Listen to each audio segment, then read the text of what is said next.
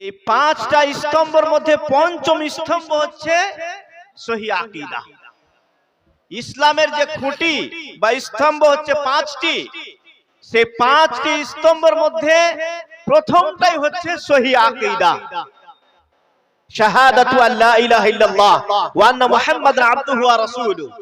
হাদিসে এসেছে রাসূলুল্লাহ সাল্লাল্লাহু আলাইহি ওয়াসাল্লাম বলছেন, বুনিয়াল ইসলামু আলা খামস, শাহাদাতু আল্লা ইলাহা ইল্লাল্লাহ ওয়া আন্না মুহাম্মাদান আবদুহু ওয়া রাসূলুহু ওয়া ইকামিস সালাহ ওয়া ইতাইজ যাকাত ওয়া সাওমি রমাদান ওয়া হজ্জ বাইতুল্লাহিল হারাম। সহিহ বুখারী হাদিস। ইসলামের পাঁচটি, ইসলাম ধর্ম পাঁচটি স্তম্ভের উপরে প্রতিষ্ঠিত। প্রথমটাই হচ্ছে যে আল্লাহ ব্যতীত কোন সত্য উপাস্য নেই এবং মুহাম্মদ সাল্লাল্লাহু আলাইহি সাল্লাম আল্লাহ তাআলার প্রিয় রাসূল এবং নবী, এই সাক্ষ্য প্রদান করা। এটাই হচ্ছে বিশুদ্ধ আকীদা, এটাই হচ্ছে সহি আকীদা, সঠিক আকীদা। তাহলে ইসলামের যে মূল পাঁচটি স্তম্ভ, সেই পাঁচটি স্তম্ভের মধ্যে প্রথম স্তম্ভ হচ্ছে সহি আকীদা স্থাপন করা। অতএব ইসলামের উপরে প্রতিষ্ঠিত থাকার প্রথম মাধ্যম হচ্ছে সহি আকীদা, যা পরকালীন মুক্তির সবচেয়ে বড় শক্তিশালী হাতিয়ার। দুই নম্বরে, বিশুদ্ধ আকীদাই আল কোরআনুল কারীম মানার হচ্ছে মাধ্যম। বিশুদ্ধ আকীদা যদি না থাকে, কোরআনকে মানা হয় না। আল্লাহ তাআলা মানব জাতির জন্য ইসলাম ধর্মকে একমাত্র দ্বীন হিসাবে মনোনীত করেছেন। আল্লাহ তাআলা বলেন, ইন্নাদ দীনা ইনদাল্লাহিল ইসলাম, ইন্নাদ দীনা ইনদাল্লাহিল ইসলাম। আল্লাহ তাআলার নিকটে মনোনীত ধর্ম হচ্ছে ইসলাম ধর্ম। ইসলাম ধর্ম ছাড়া সমস্ত ধর্ম হচ্ছে বাতিল ধর্ম। ইসলামী আকীদাই হচ্ছে সঠিক আকীদা। ইসলাম ধর্মের সমস্ত নিয়ম কানুন বিধান হচ্ছে সঠিক বিধান। এই বিধানকে মেনে চলতে হবে, তবে মুসলমান হওয়া যাবে। ইসলাম ধর্ম ছাড়া অন্য কোন ধর্ম কেউ যদি অবলম্বন করতে চায়, মানতে চায়, তাহলে কখনো অ্যাকসেপ্ট করা যাবে না, গ্রহণ করা যাবে না। ওয়া মান ইয়াবতাগি গায়রাল ইসলামি দীনান ফালা ইউকবাল মিন ওয়া হুয়া ফিল আখিরাতি মিনাল খাসিরিন। যে ব্যক্তি ইসলাম ছাড়া অন্য কোন ধর্ম অবলম্বন করতে চায়, মানতে চায়, তার পক্ষ থেকে সেই ধর্ম গ্রহণ করা হবে না। সে পরকালে ক্ষতিগ্রস্তদের অন্তর্ভুক্ত হবে। তাহলে ইসলাম ধর্মটাই হচ্ছে মনোনীত ধর্ম। ইসলাম ধর্মের সমস্ত আইন কানুন বিধান হচ্ছে আল্লাহ তাআলার কাছে সবথেকে পছন্দনীয়। অতএব ইসলাম ছাড়া সমস্ত ধর্ম হচ্ছে বাতিল ধর্ম। ইসলামী আকীদা ছাড়া সমস্ত আকীদাই হচ্ছে বাতিল আকীদা। সেই সমস্ত আকীদা আমাদের পোষণ করা যাবে না এবং সেই সমস্ত আকায়েদকে বিশ্বাস করা যাবে না। বরং ইসলামের যে মূল আকীদা, সেটাকে আমাদেরকে ধরে থাকতে হবে। আল কোরআনুল কারীমটা হচ্ছে বিশুদ্ধ আকীদা। তিন নম্বরে, বিশুদ্ধ আকীদা ইসলামে প্রবেশের একমাত্র পথ, যেটা আমি আপনাদের সম্মুখে বললাম, ওয়া মান ইয়াবতাগি গায়রাল ইসলামি দীনান ফালা ইউকবাল মিনহু ওয়া হুয়া ফিল আখিরাতি মিনাল খাসিরিন। ইসলাম ছাড়া কারোর কাছে কোনো ধর্ম গ্রহণ করা হবে না। একমাত্র ইসলাম ধর্ম হচ্ছে মনোনীত ধর্ম। অতএব ইসলামের যে সমস্ত আইন কানুন বিধান ল আছে, ওই সমস্ত আইন কানুন বিধান মেনেই আমাদেরকে জীবন যাপন করতে হবে, তবে আমরা হব সহি আকীদার মানুষ। আর ইসলাম ছাড়া আর অনেক ধর্ম আছে, ইসলাম ছাড়া আর অনেক পথ আছে। ওই সমস্ত পথ যদি অবলম্বন করা যায়, ইসলাম ছাড়া অন্য ধর্ম যদি মানা যায়, তাহলে সহি আকীদার আমরা মানুষ কখনো হতে পারবো না। আমাদের আকীদা বিশুদ্ধ আকীদা হতে হবে, সহি আকীদা হতে হবে, তবে আমাদের পারলৌকিক জীবন হবে উজ্জ্বল, তবে হবে আমাদের পারলৌকিক জীবন সুখময় জীবন। আর যদি আমরা সেই সহি আকীদা না মেনে নিজের মতো করে জীবন যাপন করার চেষ্টা করি, তাহলে অবশ্যই আমাদের পরকালটা নষ্ট হয়ে যাবে এবং আমরা বিপদগামী হব এবং আমাদেরকে জাহান্নাম যেতে হবে। 4 নম্বরে, বিশুদ্ধ আকীদা ঈমানের একটা বিশাল অঙ্গ। ইসলামে আকীদার বিষয়টি সুবিশাল অট্টালিকা। ইসলামে আকীদার ক্ষেত্রে কোনো ছাড় নেই, নেই কোনো অস্পষ্টতা, এবং বিশুদ্ধ আকীদা সুদৃঢ়ভাবে ধারণ করে ইসলামী শরিয়া মোতাবেক চলার নামই হচ্ছে মানব জীবনের চূড়ান্ত সফলতা। তাই আকীদাকে পরিশুদ্ধ করা সবচেয়ে গুরুত্বপূর্ণ বিষয়, কেননা আকীদা বিশুদ্ধ না হলে সব আমল বরবাদ হয়ে যাবে। যদি আমাদের আকীদাই ভালো না থাকে তাহলে সমস্ত আমলটা নষ্ট হয়ে যাবে। বিশুদ্ধ আকীদা যদি আমরা না ধারণ করে থাকি তাহলে আমরা যাই আমল করি না কেন সমস্ত আমলটা বাতিল হয়ে যাবে। আল্লাহ তাআলা বলেন, ওয়া মা ইয়াকফুর বিল ঈমান ফাকাদ হাবিতা আমালুহু ওয়া হুয়া ফিল আখিরাতি মিনাল খাসিরিন।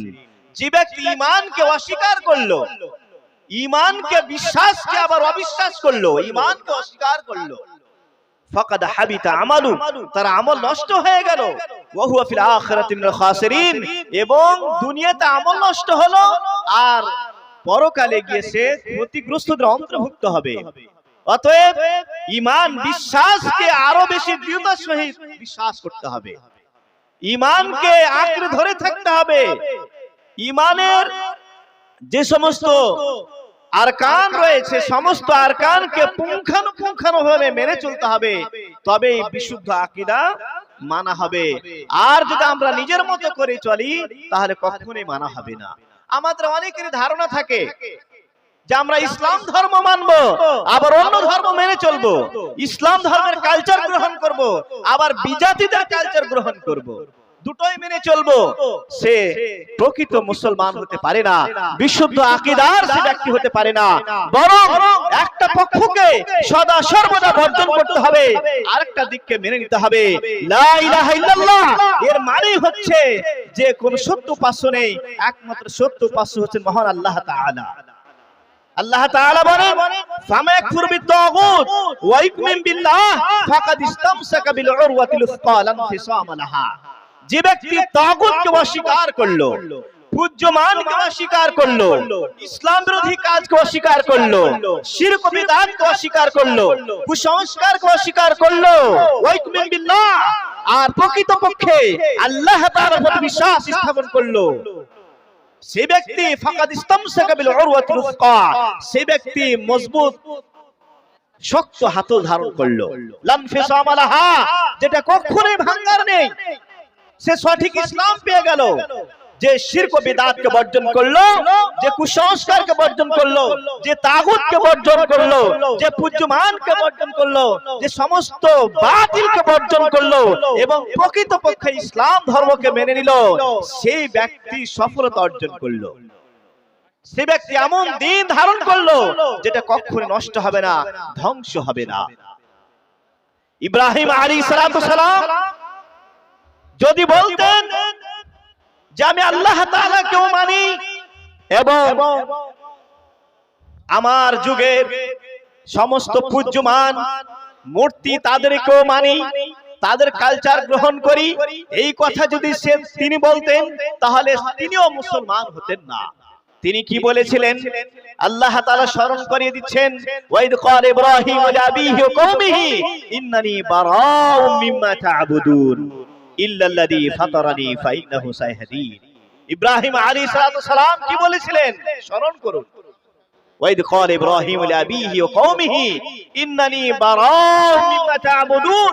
ইব্রাহিম আলাইহিস সালাম বলেছিলেন নিজ পিতাকে এবং গোত্রকে, কওমকে, সম্প্রদায়কে, ইন্নানি বারাউম মিম্মা তা'বুদুন, তোমরা যে সমস্ত মূর্তির পূজা করছো সেই সমস্ত মূর্তির সঙ্গে আমার কোনো সম্পর্ক নেই, একমাত্র আমার সম্পর্ক হচ্ছে সেই মহান সত্তার সঙ্গে যিনি আমাকে সৃষ্টি করেছেন, ফাইন্নাহু সায়াহদিন, এবং তিনি আমাকে সুপথ দেখাবেন, তিনি আমাকে হেদায়েত দেবেন। তিনি যদি বলতেন আমি আমার স্রষ্টাকেও মানি এবং মূর্তিকেও মানি তাহলে কিন্তু তিনি মুসলমান হতেন না। আমাদের মধ্যে এমন কিছু ব্যক্তি আছেন যারা ভাবেন যে আমি ইসলাম ধর্মকে মেনে চলবো আর বিজাতির প্রথাও সে গ্রহণ করে চলবো, বিজাতিদের কালচারকে গ্রহণ করে চলবো। এটা যদি কেউ মনে করেন তাহলে সে বিশুদ্ধ আকীদার ব্যক্তি হতে পারেন না, তার আকীদা সঠিক হতে পারে না, তাকে জাহান্নাম যেতে হবে। আজকে আমাদের সমাজ সেই সমস্ত বিষয়ে কলুষিত। আজকে আমাদের মুসলমানদের ছেলেরা 39 যেটা 1 জানুয়ারি অথবা 25শে ডিসেম্বর কিভাবে পালন করতে পারে মুসলমান হয়ে? লজ্জা হায়া শরম কিছুই নেই। মুসলমান হয়ে বিজাতিদের যে প্রথা সেটা আমরা গ্রহণ করতে চলেছি। আমরা নিজেকে মুসলমান দাবি করি, আমাদের আকীদা সঠিক আকীদা মনে করি, আর সেই অমুসলিমদের কালচার, নন মুসলিমদের রীতিনীতি আমরা মেনে চলছি আর নিজেকে মুসলমান দাবি করি আর বলি আমরা বিশুদ্ধ আকীদার মানুষ।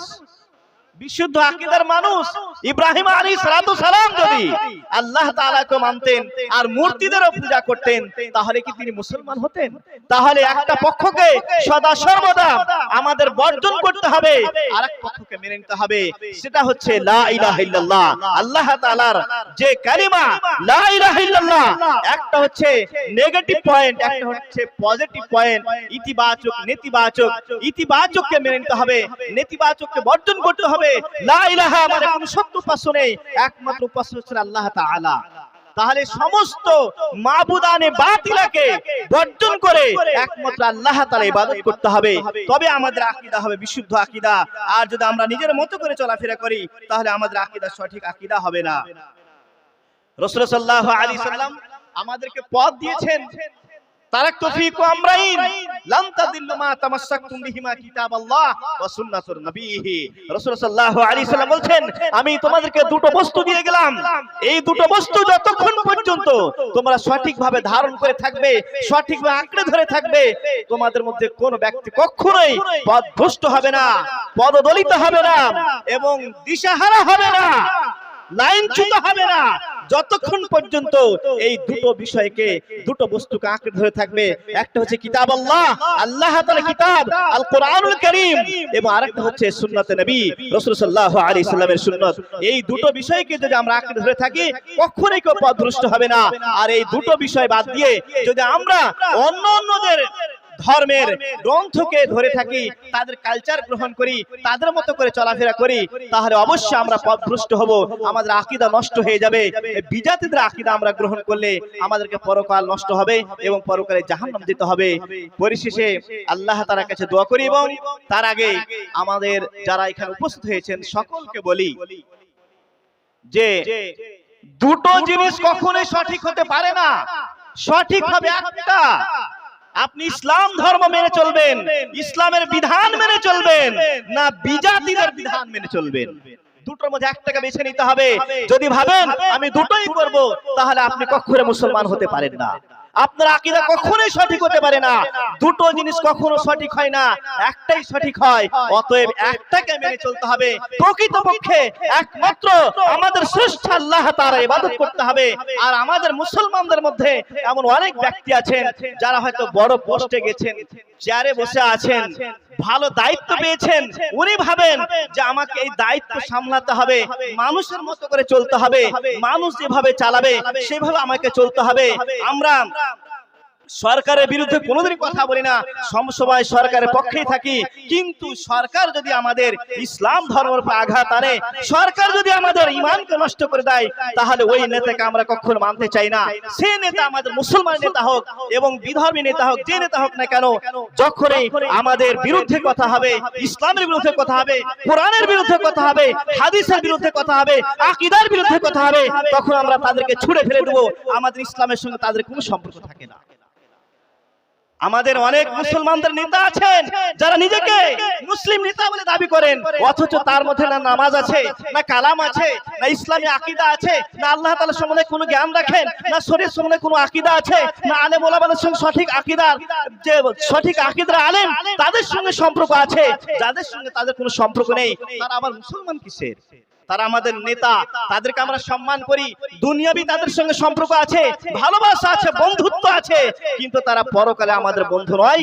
যারা আমাদের শরীয়তের বিরুদ্ধে কথা বলে, কোরআনের বিরুদ্ধে কথা বলে, আকীদার বিরুদ্ধে কথা বলে, যারা আমাদের সহিহ হাদিসের বিরুদ্ধে কথা বলে, তাদের সঙ্গে আমাদের কোনো সম্পর্ক নেই। পরিশেষে আল্লাহ তাআলার কাছে দোয়া করি, হে রব্বুল আলামিন আমাদের মুসলিম সমাজকে যারা এখনো সঠিকভাবে ইসলামের গণ্ডিতে আসতে পারেনি, সঠিক ইসলাম বুঝতে পারেনি, সঠিক আকীদা বুঝতে পারেনি, হে রব্বুল আলামিন মুসলিম সমাজকে সঠিক আকীদা ধারণ করার তৌফিক ইনায়েত করুন, আমিন। হে রব্বুল আলামিন আমাদের সকলকে প্রকৃত প্রকৃত ইসলাম বুঝার তৌফিক দান করে আমিন। ওয়া আখিরু দাওয়ানা আলহামদুলিল্লাহি রাব্বিল আলামিন। আসসালামু আলাইকুম ওয়া রাহমাতুল্লাহি ওয়া বারাকাতুহু। মাশাআল্লাহ, আলহামদুলিল্লাহ। আমাদের চলা